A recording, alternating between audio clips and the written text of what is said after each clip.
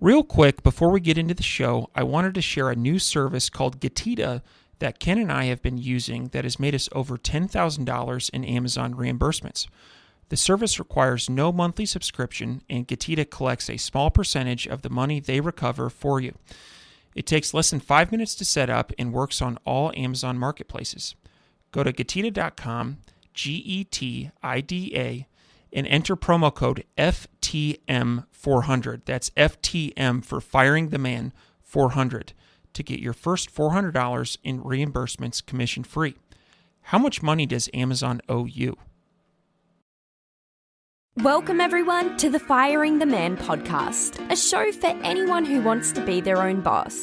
If you sit in a cubicle every day and know you are capable of more, then join us. This show will help you build a business and grow your passive income streams in just a few short hours per day. And now your hosts, serial entrepreneurs David Schomer and Ken Wilson. Welcome to the Firing the Man podcast. On today's episode, we have the privilege to interview Ryan Flannagan. Ryan Flannagan is the CEO and founder of Nuanced Media, an international e-commerce marketing agency. Ryan has over 15 years of experience in e-commerce, multi-channel digital marketing, and third-party marketing. As founder and CEO of Nuanced Media, Ryan has worked with hundreds of companies to establish best practices, focusing on the 20% of effort that produces 80% of the revenue. We're really excited to get to share Ryan's story and knowledge with the listeners today. Welcome to the show, Ryan. Hey, Ken. Thanks for having me. I appreciate it. Yeah, absolutely. So let's give the audience a little bit of background about you, maybe some prior job experiences, life story. Sure. Nuance has been about 12 years now. So I'll kind of start out there. Before I worked at a law office, I had another venture that burned in a haze of fire. So we'll just start with Nuanced, right? So sure. Founded Nuanced in 2010. I've been doing e-commerce marketing for a long time. We're doing more of a generalist marketing and, as well as e-commerce. And in about 2017, we helped a client sell on the Amazon platform about $18 million in 6 weeks. And we said, hey, there's something to this. Why don't we really continue to dive more into Amazon compared to general e-commerce, which we still play with general e-commerce quite a bit. But I said, hey, there's something to this. Why don't we focus on that? And we've been diving hard in Amazon ever since with that. I got boutique agency, got about 20 full-time throughout the United States, and I have a number of contractors international. So that's kind of where we play and what we do. I'm at Nuance, what we really kind of found ourselves on is creating win-win scenarios for us and our partners. We're not really a churn and burn agency, unfortunately. There are a lot of churn and burns out there, so we won't really work with anybody unless we kind of do an assessment and we make sure we can make you money and really have a long-term partnership, because I don't really want to burn out my employees working on people that aren't going to win in the first place. And I want to make sure that I can sleep at night. So those are some of the things that we do. If everybody's winning, it's a significantly better relationship. I'll just leave it at that. Yeah, absolutely. I totally agree. Win-wins are always the best case for everyone. So sounds like a decent sized agency. Been going for quite a long time and focusing primarily on Amazon. We primarily focus on growth-driven advertising, which I'm sure we'll talk about a little bit later. But we do also listing optimization, UCG videos, and all that type of stuff, because as you know, Amazon's getting a lot more holistic in nature, just like e-commerce is in general, right? We can dive into a lot of that stuff later. Yeah, absolutely. I totally agree. And if you don't have just like a house, if you don't have a solid foundation, you're not going to have anything on top of that. And so ads are not going to work unless your listing is optimized. And so as we're talking about optimizing listings, what are the top 5 ways to increase an Amazon conversion rate? So the first and foremost thing is make sure your listing is optimized. I mean, this is kind of, everybody has heard this 50 million times, but it's worth repeating. Good content, good images, spend the extra money on images, because it's really going to be what makes you stand out, is having an optimized listing. This is how I kind of analyze this, or use an analogy for, is back when you used to go to Dillard's or the mall or anything, before you picked up or purchased a product, you could pick it up and hold it and feel it, right? You can't do that anymore. And that's where the big pivot is. So what you want to do with your image listings is really optimize them to the highest level, so people can almost feel it virtually as much as possible. If it was a Steinbeck novel, you'd say, I can smell it. That's the type of literature you have. You want to do the same thing with your listings. Make it as, close to somebody picking it up and touching as possible. There's also obviously the brand story that helps with a variety of different things for cross-sell and upsell for your catalog.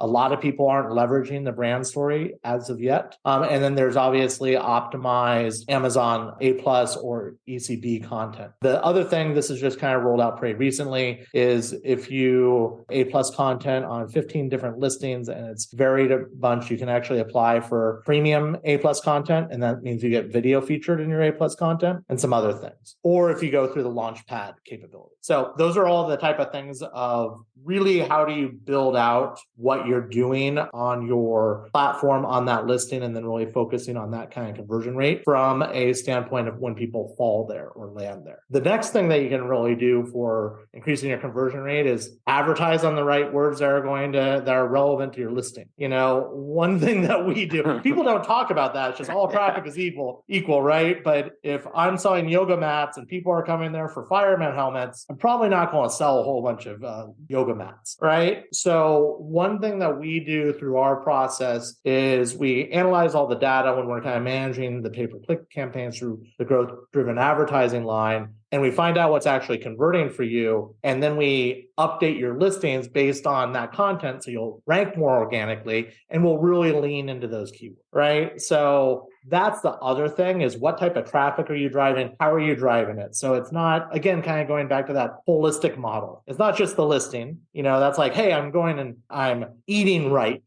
And then your ad spend is working out, right? So if you're working out a ton and you're eating pizza every day, you're not going to lose weight or get healthy. And if you're eating right, but you're never working out, well, you're not going to hit the ultimate sales that you can do on that side either, right? So that's the way that I kind of like to look at it. We do some things with Amazon DSP, and then we can kind of get into some multi-channel things later. Listing optimization, how you're driving traffic into there, really looking at that. And then split testing is another key thing. And I have some stats for doing split testing. Split testing was rolled out on Amazon, I'd say about 6 months ago or so. And it's actually, if you have brand registry, then you can actually get access through your brand on the back end of seller. And then you can start running split tests. And it's pretty impressive with what you can do. Okay. I want to back up a little bit before we get into split testing, because I think split testing is a whole other deep conversation too. So you had mentioned, so this podcast is going to air, like I said, probably in January. And so if you're listening to this, Ryan just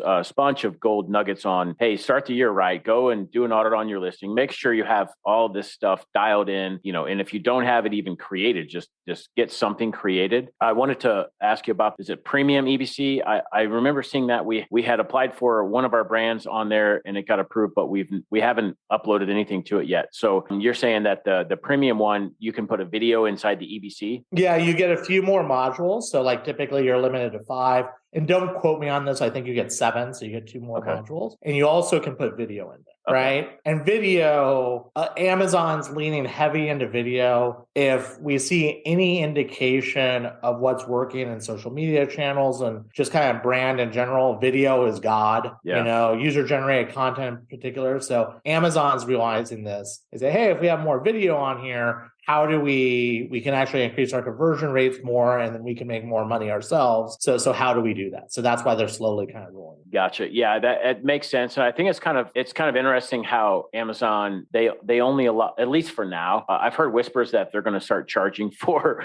EBC and things like that, but for now it's free. Amazon would monetize something. Right. We won't go down that rabbit hole, but for now it's free. Use it. But the piece where I think it was 15 approved EBCs or something to unlock it, and so they're kind of trying to incentivize sellers to utilize EBC because they know it's going to convert better, and then they're giving you a kind of a bonus if you're doing that at a high level. So, which is the irony too, because what we see with a lot of the partners that we work with is, I call it the Pareto principle on steroids. The Pareto principle being like 20% makes 80% of your revenue. On Amazon, we typically see that it's 2% makes 98% of your revenue, right? Yeah. So like if you're a seller that's making 100,000 to $1 million, sometimes that's 2 listings that are making 100,000 to $1 million, right? Right. And you got 10 other ones that are doing 30,000 a year or something like that. When you got the winners and you know the winners, how do you take the time and the logic, particularly because Amazon's getting more competitive, to make sure that they continue to win, and you own that like top 3 organic position or whatnot, right? Yeah, absolutely. And one thing to add to that is, like you mentioned, the 80-20 Pareto principle is like, and especially for, let's say, the solopreneurs that are listening to this, if you have 10 listings and like Ryan mentioned, you're going to have a couple like leaders, right, in that revenue category. And if you have a limited amount of time to work on your business, go optimize those two that are bringing in the 80% and increase your conversion rate. Go into your business reports, pull up your conversion rates, optimize those and split test them, and you'll gain, that 80-20, you'll be on the right side of that 80-20 instead of spending all your time. And Ken, something that we do to kind of speak to this is like, before we engage with any existing seller, particularly sellers that have a larger catalog, is we kind of do what we call an Amazon action plan. And that's a big catalog analysis to identify which ones are your top sellers.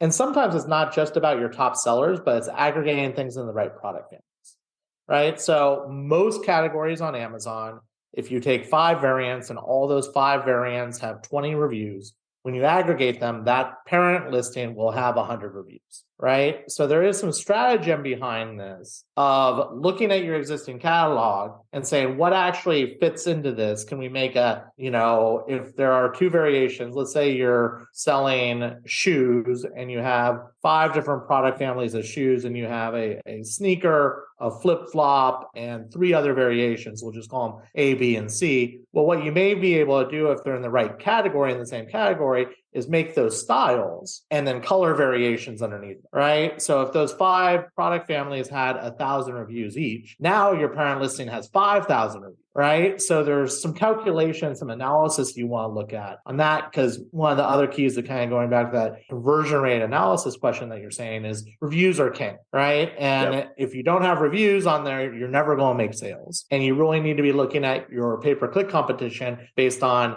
who has reviews and who doesn't, right? You're never going to knock off the person that's got 30,000 reviews if you only have 100 reviews, unless you're basically giving your product away. Right. So let's get down to the weeds a little bit. I've got a follow-up question on that. Let's say we have, let's do the tennis shoes or the shoes listing, for example. We have a couple of listings in one of our portfolio companies that has like well over 100 variations. And so we've tried it a couple different ways. I want to see what your experience is. And let's say we have a listing, the tennis shoes. Let's say there's flip-flops, casual shoes, tennis shoes. Let's say there's 5 different styles, if you will. And then each of the styles have different sizes and colors. And so it makes up, let's say, 150. Now, would you rather have that listing with 150 and say, 3,000 reviews on it? Or would you rather have those broken out into, flip-flops, tennis shoes, casual, 5 separate listings with like 30? Can you speak to that? Like, have you seen? Yeah. So there's testing in this too. So the one thing that you have to really realize is if people search for your brand, for example, if you have 150 variants in one product listing, 1 variant will show up in organic search,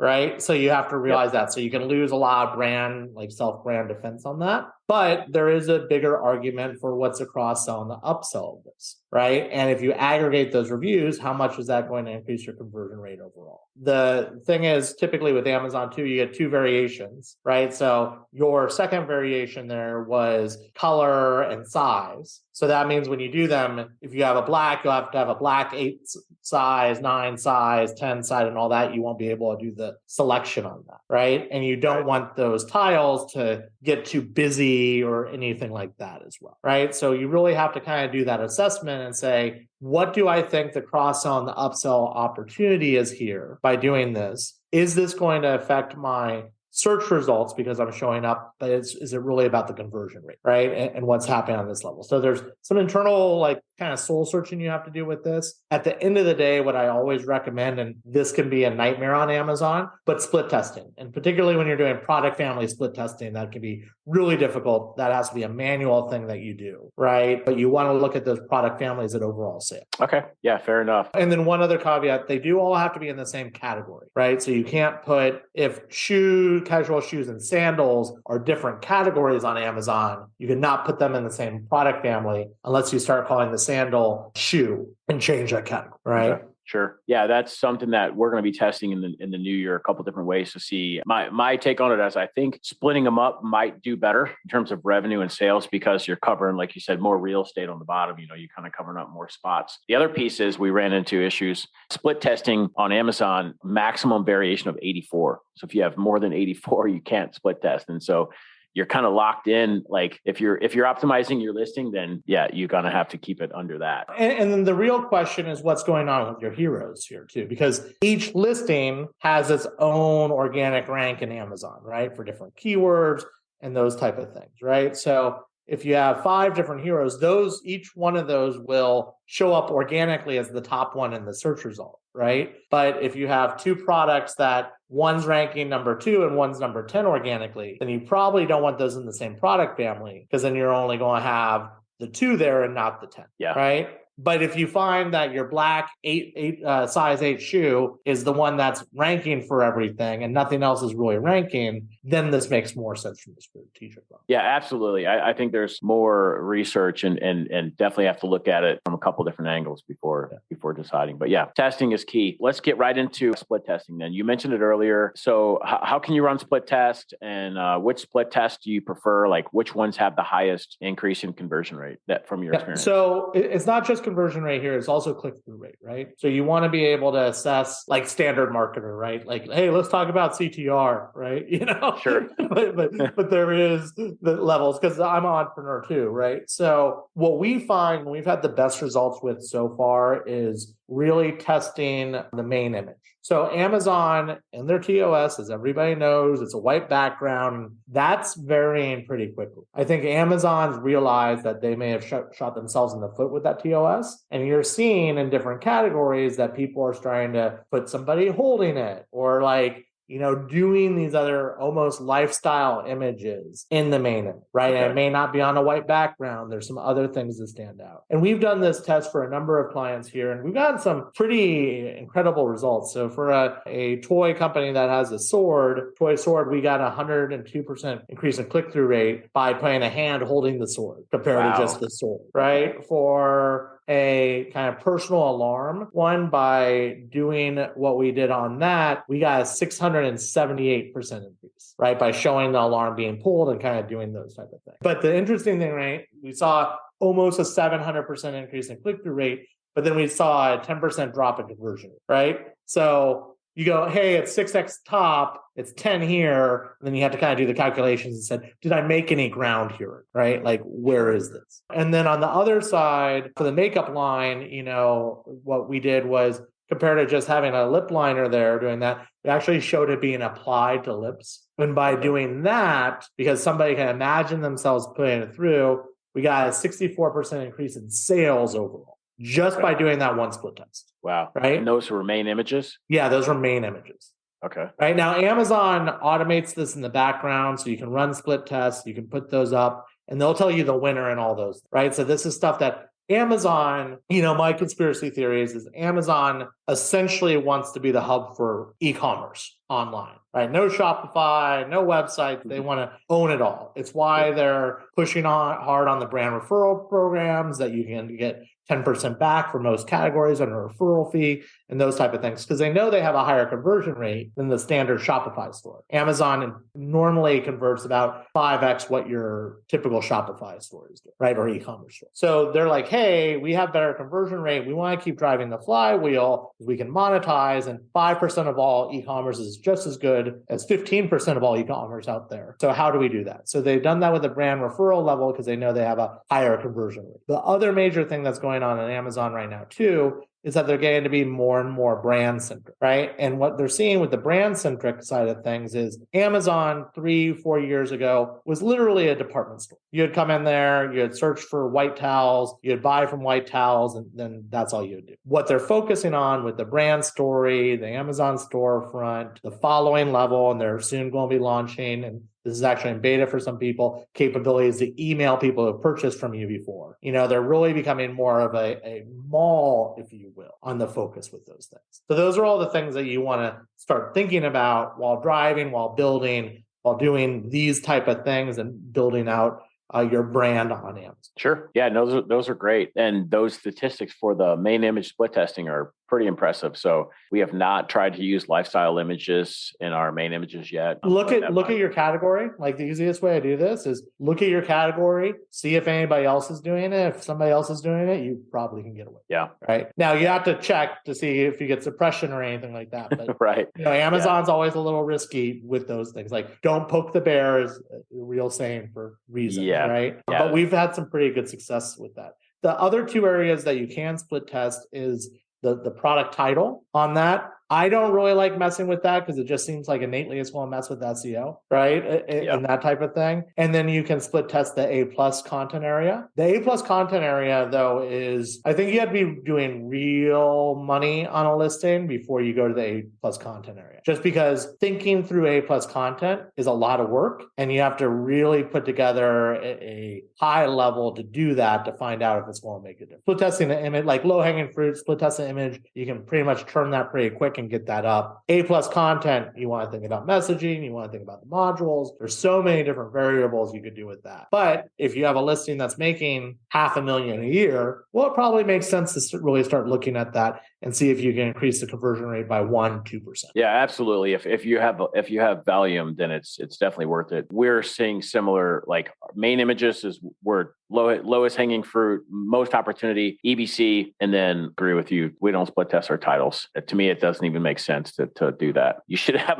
That's a big presumption that Americans read, right? And we know we're an image-driven culture. I'll just leave it at that. Right? Yeah. Although, and also we haven't tested it either. So if you're listening and you've tested split testing on title and you've crushed it, email us. Let us know, because 100%. I have not heard of that from anyone yet. So I kind of laughed at when I seen the option to split test the title. I was like, I'm not sure who's doing that, but maybe I need to find somebody that's doing it. Awesome. So can you share some of the do's and don'ts of a successful Amazon advertising strategy? Sure. When we're looking at like Amazon advertising strategy, first thing is look at holistically, right? When we do the Amazon action plan, we do the analysis, we identify the top winners, what's making the largest percentage of that, what are your margins? Like first thing on Amazon, know your freaking margins, right? It's real easy to go in there and, be making a 20% margin going, hey, that's great after the fee and the shipping. But then you find out that you have a, 40% A cost on something. Sure. Now that's not looking at tacos, and I'll have the conversation about tacos at second level, but know your unit economics, because you have to understand where you are. Here's the, kind of take home. Normally, depending on how competitive your market is, your tacos, which is your total advertising cost of sale, is anywhere from 5%, and I've seen it as low as 1% to 20%, right? So you basically just take 1 to 20% off your margin and say, this is what I'm going to use for advertising as a whole for my brand. Right. So if that's going on, then if you have a 20% margin and it's 20%, you're doing all this work for nothing. Right. If you have a 45% margin, well, that makes more sense. And we typically see that higher tacos number in more premium brand categories, more expensive items where there's a lot of competition. Right. That's not the norm. I'd say the norm, once you're established, you're up and running, you got good velocity, is, tacos of 5 to 10% across the board. So the second thing that's really the big do's and don'ts of advertising on Amazon is having the ACoS conversation without having the tacos conversation, right? Because they're in Amazon and their dashboard, they lead you to that. You go and you look at your ACoS for this, but there's no way to easily source what your total revenue is based on that. ACoS or return on ad spend in the normal world makes sense, right? Because if you're running Facebook campaigns to e-commerce website or anything like that, I spend $5, I sell $20 worth of product. Great. I got a 4 ROAS, or in this case, a 25% ACoS, right? And that works great for Facebook or Google or any of those type of things. But how Amazon is different is Amazon's flywheel, the more sales you make, the higher you rank organically, right? So what happens on Amazon is I spent $5, I made $20 based on that ad spend, but then I actually sold 100 because of organic. So now or 80, right? So we'll keep it even numbers. So 20 based on ad spend, 80 organically. So that means that your tacos is 5%, right? Of the whole thing. It's not 25%, it's 5% because you're fueling your organic rank with that. And that's a major difference between the two platforms. So on occasion, we'll run campaigns that we're particularly with brands that are subscription brands or higher long-time lifetime value brands, anything like this. We'll sometimes run ACOS at, above 50% because ACOS is not the thing we're looking at. It's tacos at the end of it. And what percentage of that is of your overall spend is, and how much is fending off competition from your listing, gaining these additional areas, doing those types. Sure. So to dig into that a little bit, because I think it's crucial, especially as hopefully we're not, but as we're kind of heading into a recession and entrepreneurs and business, we're actually like trying to squeeze out as much profit as we can, right? And so tacos is a really large conversation if you're running a full-time business and relying on that, because I've been in a situation before where selling everything at a 30% ACOS or 35% ACOS and not monitoring organic will run you into the ground. To your point of tacos, let's take, so two questions here. First one is, when you launch a product, let's say we're selling it's $100 product and we're sourcing it for 25. So we have and we're selling it for 100, pretty good margins. How long do you ramp that up to like a higher ACOS for, let's say, a launch period until you get it ranking, until you pull back into a maintenance? So what is your standard one that you're seeing for your clients? Where we find the organic side is how sticky is it? So I can spend a ton of money and rank from a sponsored position for number one for white sock selling a black sock. That black sock listing is never going to organically rank for that term because it's not relative. It's not the right fit. It's a variety of things. So what we typically do is run the pay-per-click campaigns, run the auto campaign, and then, do the overall strategy, run auto, and then based on finding the winners, then you make, kind of the broad modified, and then you take it down to phrase and exact, and that kind of general strategy of, mining and building out from there. But once you find those winners that you're actually getting a good conversion rate on pay-per-click, then we go really hard at ranking for those. The key with that is not to just run the pay-per-click side of this, but to run in the keywords and update the keywords on your listing too. And the priority with that, as I'm sure you know, and majority of your listeners know, Ken, is title is where the main keywords are. And then you have the body of the copy, and only the first 1,000 words are indexed, right? So if you're building out stuff that's past 2,000 words, you're wasting time and money on that. Don't do that. And then you have the back-end terms, right? So you look at the priority, you look at keywords, and a lot of people miss this with keywords is if I have white hat, best white hat to buy now, and I'm ranking for all those keywords, you don't have to worry about ranking white hat because you already have white hat and best white hat to buy now, right? So how do you stack those keywords in a way that makes a lot of sense with the frequency and some of these other things?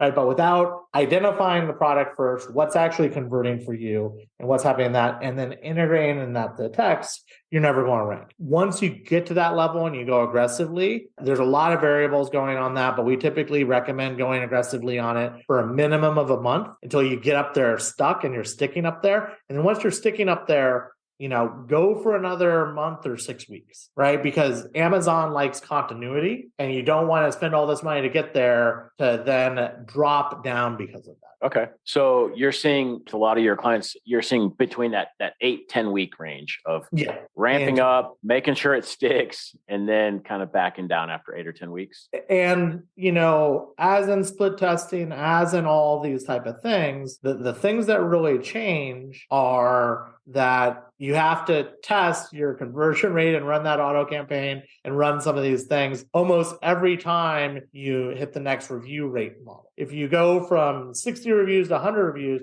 you're going to be converting significantly more at 100 reviews. If you go from 100 reviews to 1,000 reviews, you're going to be converting a lot more on that level. So you have to rerun the analysis ever so often to find out what's actually converting now compared to yesterday. Yeah, that is crucial. I agree. If you're listening and you have listings that are 2 or 3 years old or 5 years old and you haven't done anything to them, go back and refresh them and rerun them, because you're right, Ryan. Like, conversion rates will be different. Lots of things will be different. And that's something that we've been adding into our own portfolio of companies this year, was like really refreshing the listings on like a quarterly or at least a biannual basis, on going back through, seeing if there's a new keyword, seeing what's out there, because the ecosystem and environment change, competitors change, Amazon changes. So everything changes. Yeah, and it always changes. So one more follow-on question. It's an interesting one and very relevant is the tacos model. And so you had mentioned, seeing 5 to 10% tacos there. I think 5% tacos is amazing. And so what levers? And so let's say, so we just did the 8 to 10 week launch, right? So we launched this product 8 to 10 weeks, got it ranking. And so we're kind of going to go into a little bit of a maintenance mode now. So we're going to back off, lower the ACOS. And that now, how are you measuring and what levers are you pulling for the tacos in terms of, are you measuring like keyword ranking for certain keywords that you're going after and then measuring those organic sales? Like what's the process there? Yeah. So tacos, I mean, it's a simple, the hard thing, right, is looking at it under a microscope compared to the macro level, right? Because anybody can say, here's the product line, right? Here is the black sock we were talking about. We'll go with the black shoe to kind of stay true to our early shoe conversation, right? Sure. But you have that one and you're looking at that, you say, well, what is ad spend? What is total sales? Let's divide that up and what's the number? Now, what you need to look at with that is you can kind of do that general level. The hard thing is you don't get the keyword data on the organic side. So I could tell you the conversion rate and all those type of things based on keyword, based on the pay-per-click and the advertising side. But organically, I don't know what you're converting. Sure. So you can't really close that loop. Some different things have been coming out in brand analytics. Yeah. But that's typical brand analytics. That's not necessarily isolated to the product that you're looking at. But I'm hoping there's more movement on that in the future. But, that's where you kind of want to be able to identify what's happening and those type of things. There's also the other big factor, multi-channel, right? So we represent some brands that have like a 1% tacos, but they have huge brand exposure, right? They're in CVS nationally. They have all these type of things, or, they're a big influencer or whatnot. People are just already have brand affinity. So they're coming there. Now with that, there's capabilities to go in and really put up your dukes and defend your brand because you just don't want people doing that. And that happens all the time. But the other side of it is you can start doing conquesting, right? Based on that. What you can do through, the Amazon console to some levels, but what you really can do through Amazon DSP and some of those things is really do aggressive conquesting on your competitors too, of the like mind, of that premium value. That's kind of the argument for the multi-channel stuff. And Ken, I'm kind of going away from your original question, so I apologize that. Yeah, no worries. I feel like a politician here. What I'm saying is you can track that. You can look at the conversion rate based on some data to find out what is that converting at. You can look at your key metrics based on your pay-per-click and then draw some assumptions from that per campaign that you're That's essentially what you do. But you always look at the macro level for that one listing. What are the tacos at? What's going on? And where are they, right? So you're tracking the keywords on those individual listings. You're tracking the conversion rate based on your pay-per-click campaigns. You're slowly minimizing how much you're bidding on those campaigns and on those keywords. So it's kind of all of them. Now, To answer your initial question, the bigger question here is particularly as Amazon matures, as we go into more of a recession, as these things is really brand. And what are you not just doing on Amazon, but what are you doing multi-channel? So when we work with clients, a lot of people want to do TikTok and Facebook and Insta like immediately, right? As soon as they got a listing. And you can do that. TikTok's a great venue for you, but you're selling yourself short if you don't at least put up a Shopify website, use Amazon MCF. You can use Amazon to fulfill all your orders on your Shopify site, so you don't have to worry about that headache. You can do those things, and Amazon has multi-channel fulfillment. You can Google it, Amazon multi-channel fulfillment. You can sync that way. But before you start doing all the big social media pushes or any of those type of things, get up a website. Because when you do those, what you're going to see is your Amazon sales are going to go up and your Shopify website sales are going up. And I typically say Shopify because that's what we work in. We did WooCommerce for a number of years. Do yourself a favor. Shopify, in our opinion, is by far the best shopping platform because they're launching marketplaces. They easily integrate to distribute to Etsy. They do a ton of things that just make your life a little easier. In fact, YouTube just launched shopping through YouTube on a Shopify platform. They're where Amazon's making their play within their ecosystem. Shopify is making the website we integrate with all the other solutions, the best ability play on the market, right? Okay. So on the multi-channel side, if you're going to do the big brand, push social media, doing any of those type of things, stand up a Shopify website, because you'll see that your sales will increase on your Shopify. You're not giving that 15% to Amazon, even if they're doing the fulfillment to you, and your organic sales on Amazon will go. And when your organic sales on Amazon go up, or sales attributed to people searching for your brand and you advertising it go up, that increases your sales velocity on there as well, right? And the real buyer journey that we see at this point is the litmus test. To give you a quick example, I love this example, but I saw a Facebook ad for this mosquito zapper that was developed out by a 13-year-old kid and got $25 million of funding and was supposed to kill mosquitoes for, a mile away. I'm like, oh, I need this. I hate mosquitoes. Like everybody would, right? And then I go look at the Amazon reviews and it has like 2.5 stars. And I'm like, oh, I'm not buying this, right? And that's the journey that happens. So as the marketplaces mature and they go through this, you really have to start thinking of your multi-channel strategy and what you're doing across the board. Yeah, that's interesting. I was reading a stat, I think it was a couple of weeks ago, about customer research and how Amazon is becoming more and more the place where, instead of Google, where shoppers are just researching, price testing, and they're bouncing around. And so, yeah, I think there's, to your point, multi-channel is having a presence. If you're building a brand, which you should be, having a presence on Shopify, Amazon, and so shoppers can find you, more places and more sales. So, well, and you've already done more than half the work. If you have optimized listings on Amazon, port those over to your Shopify, get those up, and you already have a good looking website that has great graphic, annotated images. You can pull the reviews over. You can do a variety of things like that to pass the literacy test. Yeah, exactly. It's low hanging fruit. If you don't have a Shopify store and you're building a brand, you definitely should have one. Yeah. So. Amazon's 48% of e-commerce in the United States, and Shopify is about 35% of product search, right? So between the two, you got 90% of product search. Yeah, that's a pretty staggering statistic. And I think we have a lot more opportunity out there in terms of overall retail. So the next decade will be fun for sure. That's what I could do, yeah. Yeah. All right. Can you explain growth-driven advertising 101 and where does someone begin? Yeah. So growth-driven advertising is something that we practice here, and it only works for kind of those hero listings, right? Because it takes a lot of time. It takes a lot of effort. And essentially, the first step is what we do is the Amazon action plan, the analysis of your overall catalog to identify what are your top sellers, what are the best opportunities. Of those top sellers, we typically identify 3 or 4 when we go through this level. What's going on in Amazon, right? So the best thing about Amazon, there's a whole bunch of data, so you can actually do segment analysis based on the top searched items for the keywords that you're looking at, the best performing ones out there, what's the market's growth rate, what are all these other things that are happening? And more importantly, what's your market share in that area for your top sellers, right? So you can analyze, where do you do, what are you doing, where do you perform compared to everybody else on that price area, all those things. You can potentially aggregate some product families to increase your reviews on those levels. And then what we do is start running the pay-per-click campaigns, start mining the highest keyword relevant information from that.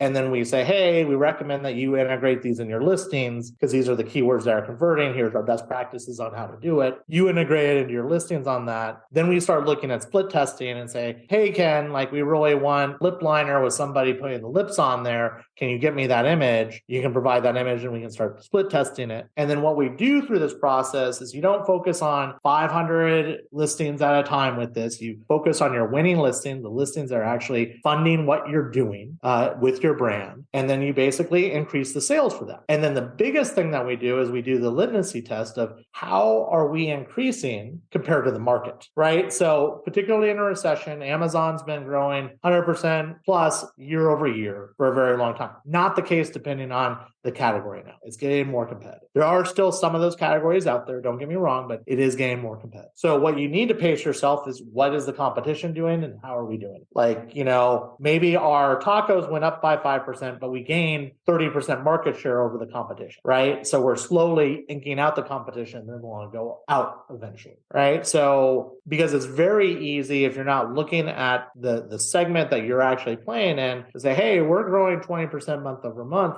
We're kicking ass. I'm really happy about this compared to looking at the segment and saying the segment's actually growing at 200% year over year. And we only got a tenth of that. We're actually losing a ton of market share because we're not doing something right. Or vice versa, we're down 20%. Oh my God, this is horrible. Everything's not working. To find out that your market is down 50%, right? So you have to understand what that's doing, track that to be able to make really data-driven decisions on how you're doing based on the competition, what's going on in the market, and how you're really building. Okay. Yeah, I like that. That's a solid plan. And one thing that I would definitely urge listeners to have is a solid plan instead of just throwing a bunch of stuff at a wall and see what sticks. Is have a plan and have it go out over 6 months or 12 months and slowly get that flywheel going and build onto it using that 80-20 as well, focusing on the top listing. So I like that. How we form long-term relationships is we work closest to the wallet the way out, because that's how we fund people working with us too, right? Like, sure. So that's it's a really bad conversation if you're charging people thousands a month and 6 months later they haven't seen the needle move, right? You want to kind of have really good results within the first 3 months. Okay. Yeah. Grab the lowest hanging fruit early and make the biggest impact. So I like that. Well, cool. I definitely want to be respectful of your time, Ryan. So let's talk a little bit about Nuanced Media. What are your specialties? What kind of customer is a good fit for you and your team? Yeah. So we really work on the major thing that Nuanced does is growth-driven advertising. We do have full service agency as well if you need listings built and done all of those type of things. But where we typically come in for most of our partners is doing the growth-driven advertising and really running that if you have the capabilities to do good graphic design and implement and all those things. If you don't, then it's more of a full service plan. But with that being said, the clients that we typically and partners that we typically like to work with are established clients that are either kind of stagnant on their growth or really looking to grow. We're getting a ton of people right now that have been kind of used and abused by other agencies because they're not really looking at the multifaceted areas of like everything that's going on. And you have people that are losing market share and maybe they haven't looked at their segment as completely normal or it's not, right? So our ideal client that we work with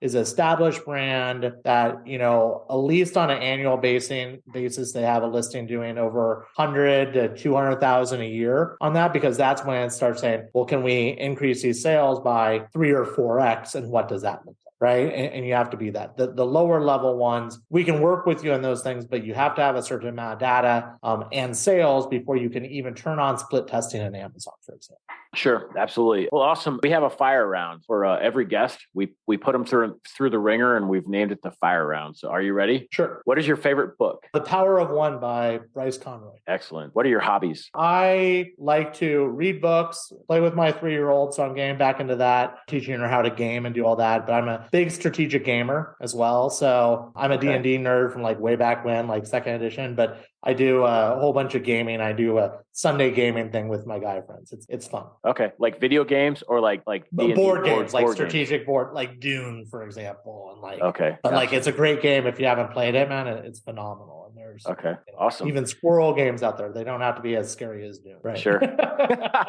Awesome. What is one thing that you do not miss about working for the man? Being accountable to one person, right? Basically, you have kind of the fate of your life in somebody else's hands, so that can kind of keep you up at night. Sure. Absolutely agree. The last one. What do you think sets apart successful e-commerce entrepreneurs from those who give up, fail, or never get started? Dedication, a bit of insanity or delusion of grandeur. I know I'm delusional myself with some of the things that I've done or kind of cast out there. And then honestly, having a fiscal mind, like looking at your margins, understanding what the real revenue is, having a real good sense of that. Okay. Excellent. Excellent advice. Really appreciate you coming on the show, Ryan. How can guests contact you? Yeah. So I'm on LinkedIn if you want to reach out to me that way. You can also contact me through nuancedmedia.com. We also have a Amazon growth strategy guide. If you go to nuancedmedia.com, it's a pop-up. So if you wait, 3 seconds or so, it'll pop up and it'll kind of give you a lot of the growth-driven advertising things that we were talking about today. You can get on the email list and all those type of things. And then I'm also on Twitter. Awesome. And it's all at Ryan Flannagan. Look in the show notes. Flannagan is spelled with 3 N's, so like no one has the spelling. So it should be yeah, I'm going to fix that one. So yeah, if you're listening and you're in need of advertising for Amazon, reach out to Ryan and his team, and they'll hook you up. Really appreciate you coming on the show today, Ryan, and sharing all your knowledge. It was awesome, and looking forward to staying in touch. Yeah, Ken, it was great. Looking forward. Would love to hop on again at some point. Absolutely.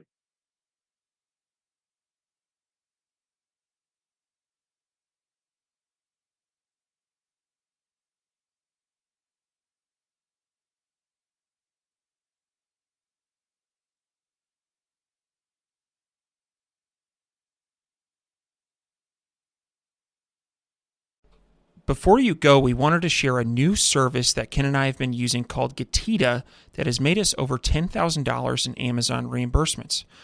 The service requires no monthly subscription, and Getita collects a small percentage of the money they recover for you. It takes less than 5 minutes to set up and works on all Amazon marketplaces. Go to Getita.com, Getida.com, and enter promo code FTM400. That's FTM for Firing the Man 400 to get your first $400 in reimbursements commission free. How much money does Amazon owe you?